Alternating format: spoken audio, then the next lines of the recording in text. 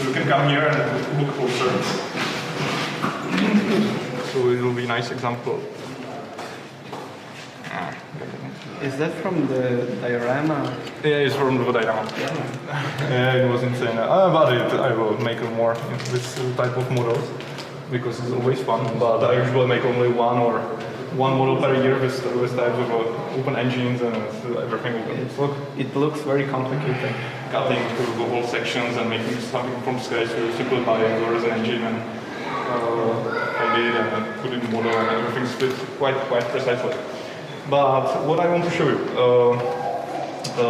different techniques of chipping on the surface. Later flaps, you have mostly fabric because it's not usually made from aluminum.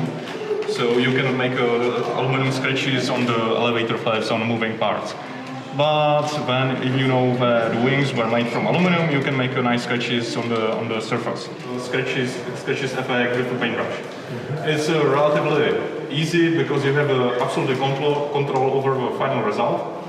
But if you look closer, the final effect is not so satisfying. You will make realistic sketches like chipping paint over the surface.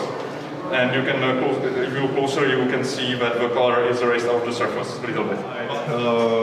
I applied simply highly diluted or diluted acrylic paint because I will talk about it later. But this is quite a nice effect because you can scratch big or so.